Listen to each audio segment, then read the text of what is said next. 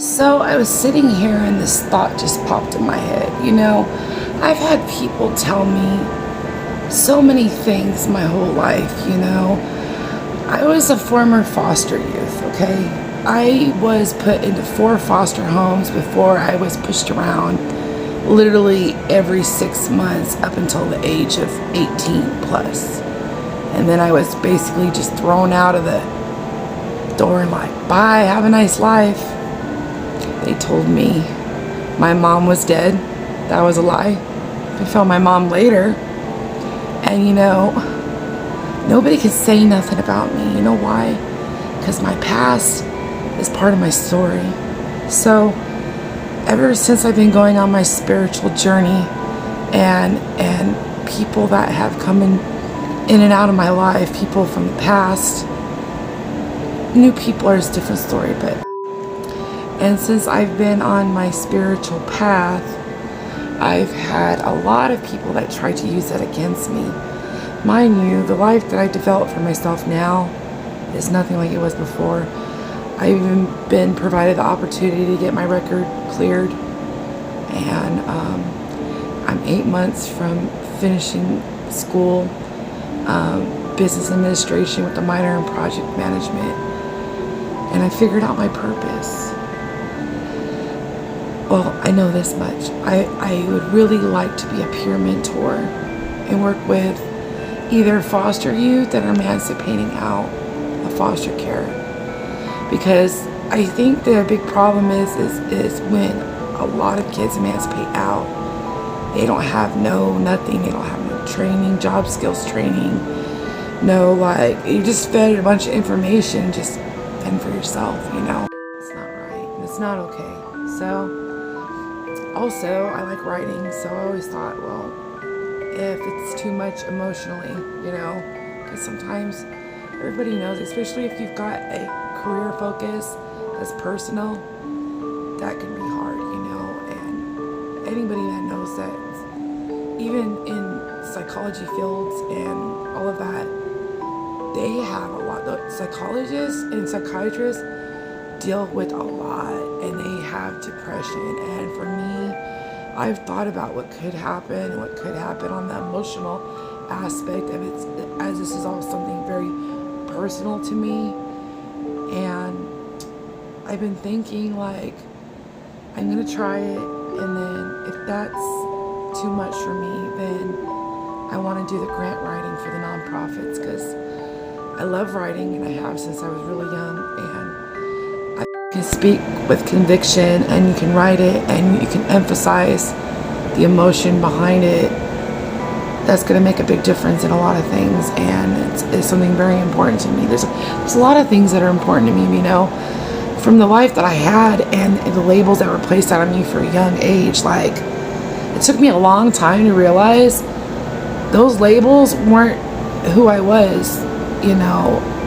I had to find that out for myself, and it took, I always say I had a very strong-willed mind, and I'm glad I did, because when I was a kid, I was considered bad, but I always knew that something was wrong with the system that I was built in, and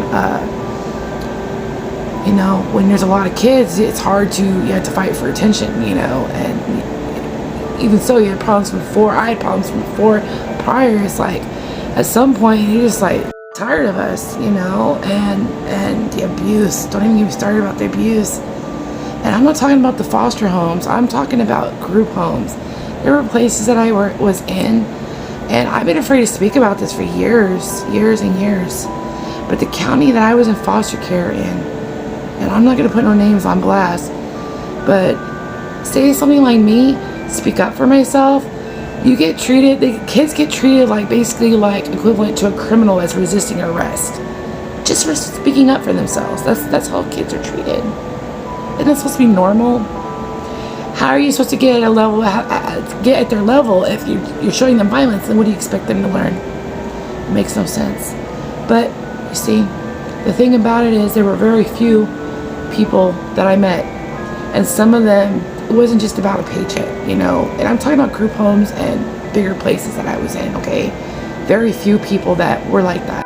The ones that were, Those are the ones that made an impact on my life. And I always thought it would be such a blessing to be able to go back in and do something about that. And it's crazy because last year,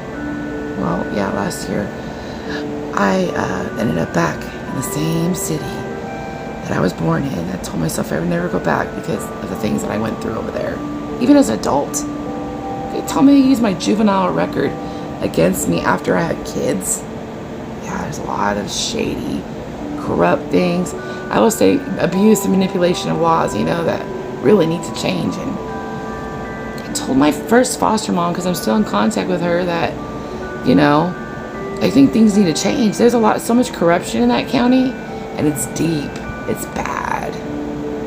There's articles where they say there's kids marching down the street. How do people not know this is going on? That know, they don't say anything. It's weird.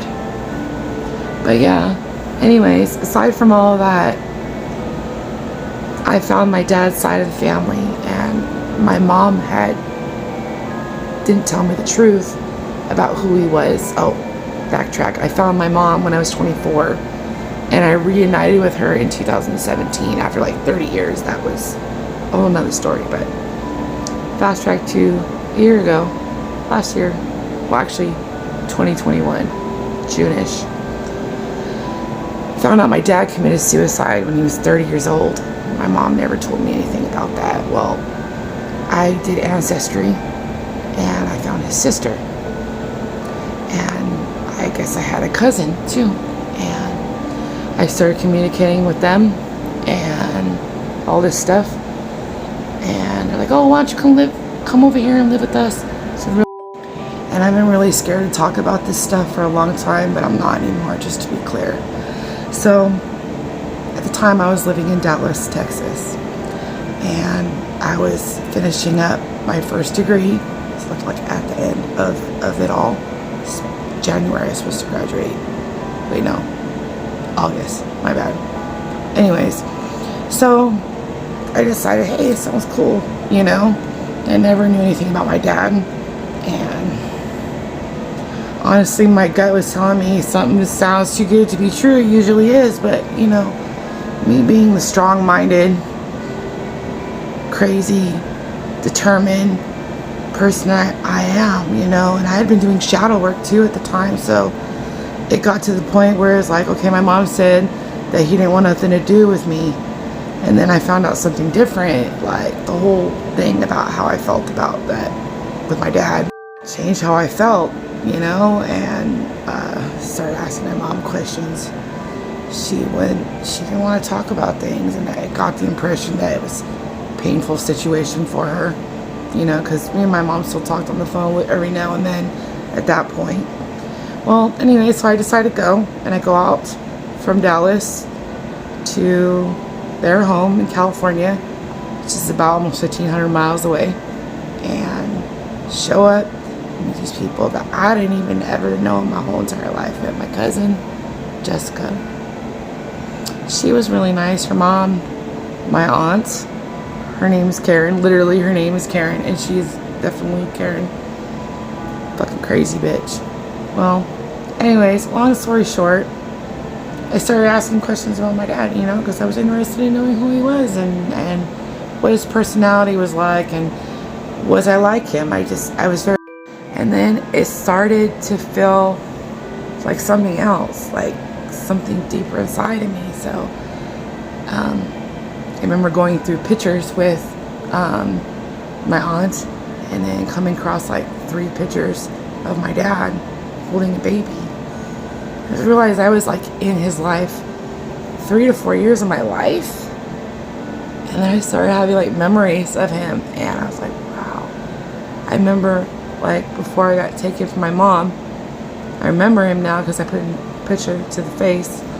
My mom was arguing with him. He wanted me to come with him, and she's like, no, she's gonna be better off without it, whatever, right?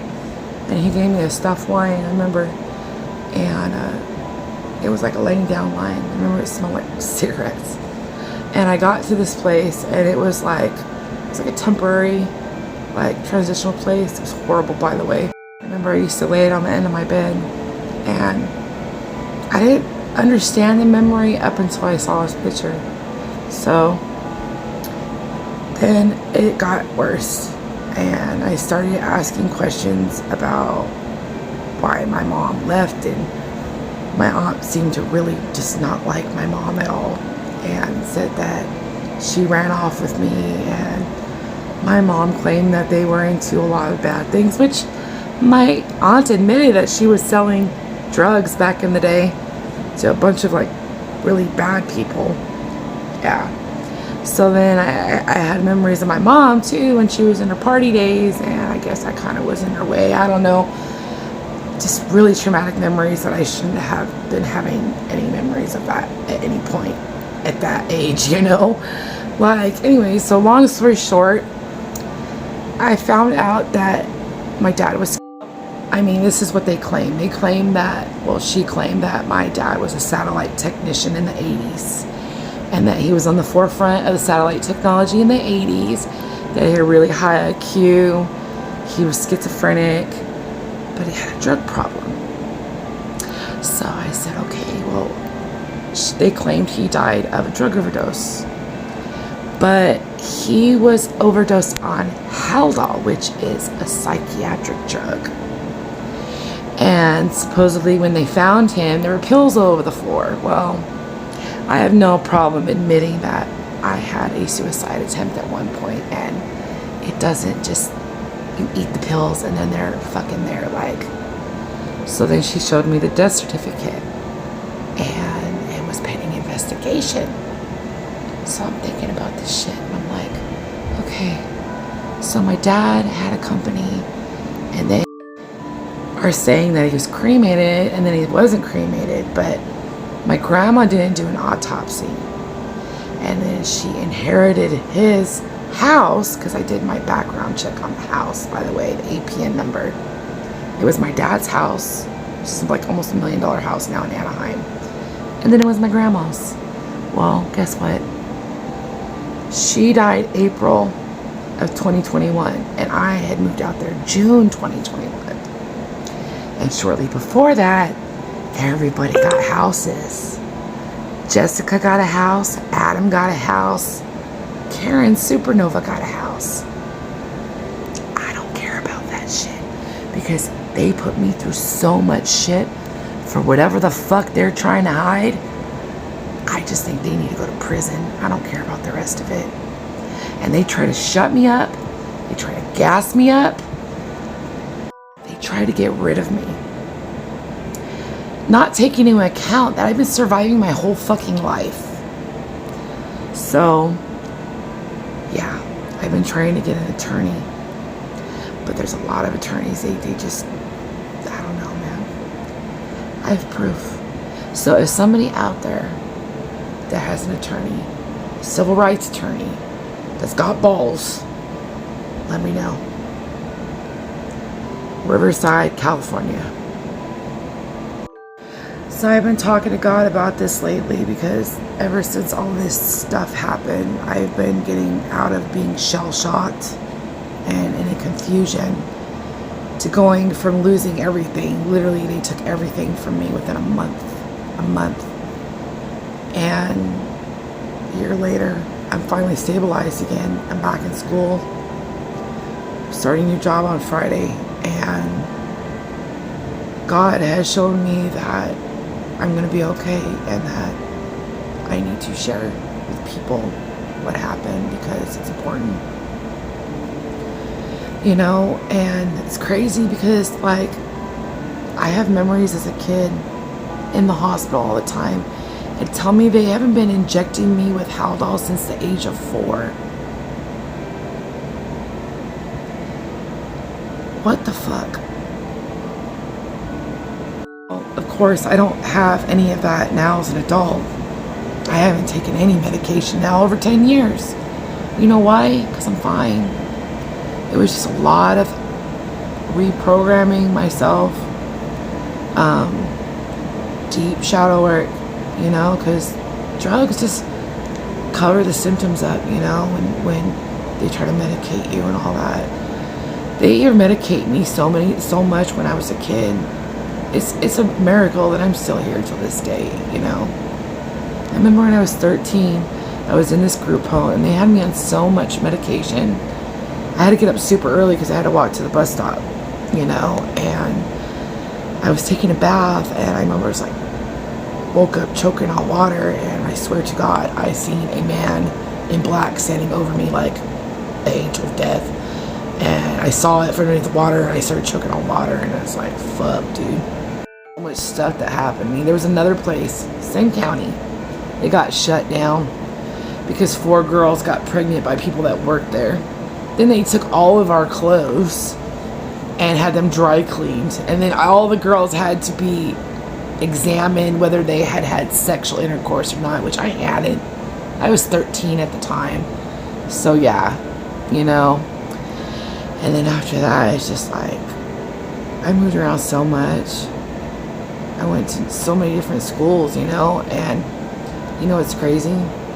I avoided trying to go to get my degree because I did not want to deal with having to get transcripts. Considering that I moved schools every 6 months when I was a kid, so I prayed to God and I gave it to God, and I knew there was ways around it, you know, so I got it done. It was a very hard thing to have to deal with, but it was done, you know. And I'm proud of myself, you know why? Because in high school, middle school, they always labeled me as special education, but I realized something as an adult. Everything that I was learning, I didn't like it. I'm doing well in school now because I like the stuff I'm learning.